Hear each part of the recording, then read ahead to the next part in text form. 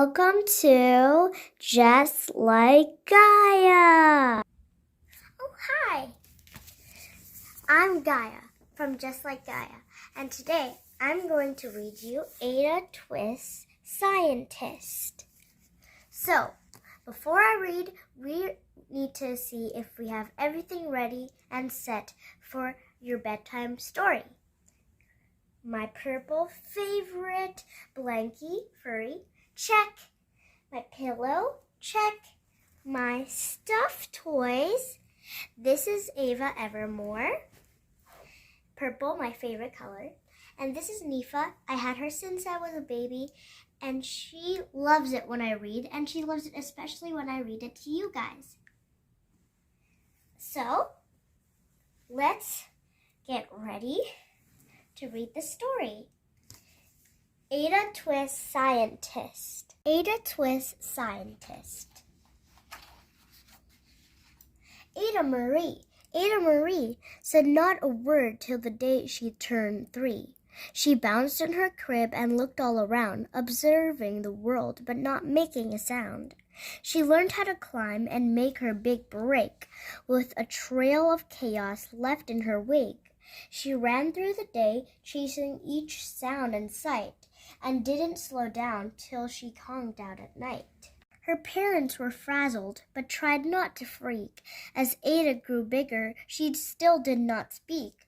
Clearly young Ada, with lots in her head, would have something to say when it ought to be said.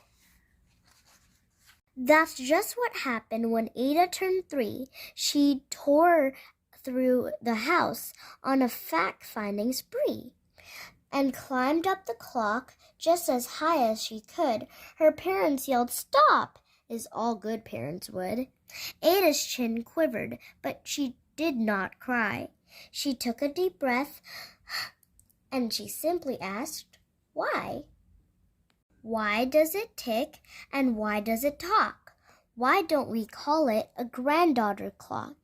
Why are there pointy things stuck into a rose? Why are there hairs up inside of your nose?" She started with why, and then what, how, and when. By bedtime, she came back to why once again. She drifted to sleep as her dazzled parents smiled at the curious thoughts of their curious child, who wanted to know what the world was about. They kissed her and whispered, "You'll figure it out." Her parents kept up with their high-flying kid, whose questions and chaos both grew as she did. Even Miss Greer found her hands were quite full when young Ada's chaos wreaked havoc at school. But this much was clear about Miss Ada Twist. She had all the traits of a great scientist. What do you think is going to happen next? I'm as curious as Ada Twist. Ada was busy that first day of spring, testing the sounds that makes mockingbirds sing, when a horrible stench whacked her right in the nose, a pungent aroma that curled up her toes. "Zowie," said Ada, which got her to thinking, what is the source of that terrible stinking? How does a nose know there's something to smell? And does it still stink if there's no nose to tell? She rattled of questions and tapped on her chin. She start and the start where she ought to begin. A mystery, a riddle, a puzzle, a quest. This was the moment that Ada loved best.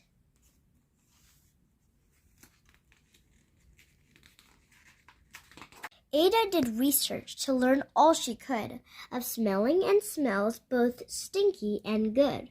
One hypothesis Ada thought could be true. The terrible stink came from Dad's cabbage stew. She tested and tested, but soon Ada knew it was time to come up with hypothesis 2. Then, zowie, the stink struck again. Just like that, hypothesis 2, it's caused by the cat. The cat couldn't make such a stink on its own. It needed perfume and some fancy cologne. So young Ada tested. The test was a flop. She started again, but her parents yelled, "Stop!" What do you think is going to happen to Ada? Ada Marie, to the thinking chair now. By the time we count 3. Enough, said her mother. That's it, said her dad. Her parents were frustrated, frazzled, and mad. Why? Ada questioned. Her mother said no. What? Ada queried. Her father said go. You've ruined our supper. You've made the cat stink. Enough with your questions. Now sit there and think. She looked at her parents. Her heart turned to goo. Poor Ada Twist didn't know what to do. She sat all alone by herself in the hall, and Ada once more could say nothing at all. Do you think something good's gonna happen? Oh, right, I need to read. And so Ada sat, and she sat, and she sat. And she thought about science and Stu and the cat, and how her experiments made such a big mess. Does it have to be so? Is that part of success? Are messes a problem?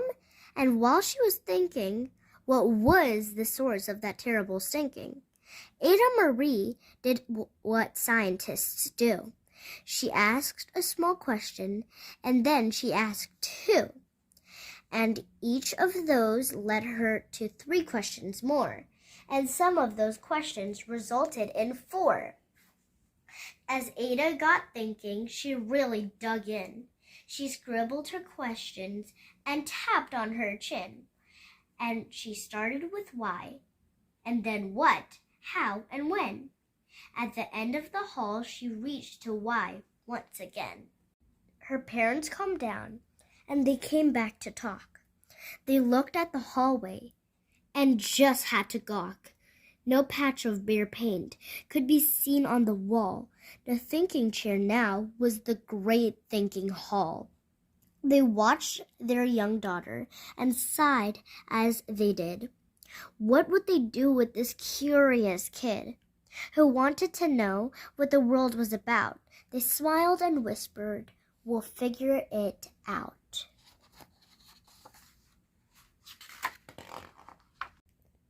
And that's what they did, because that's what you do when your kid has a passion and heart that is true. They remade their world. Now they're all in the act of helping young Ada sort fictions from fact. She asks lots of questions. How could she resist? It's all in the heart of a young scientist.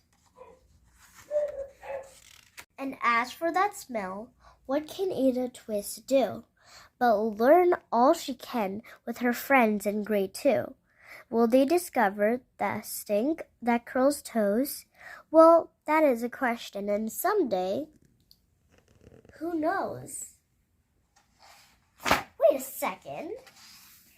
He's Iggy Peck Architect, and she's Rosie Revere Engineer. They're from the other series.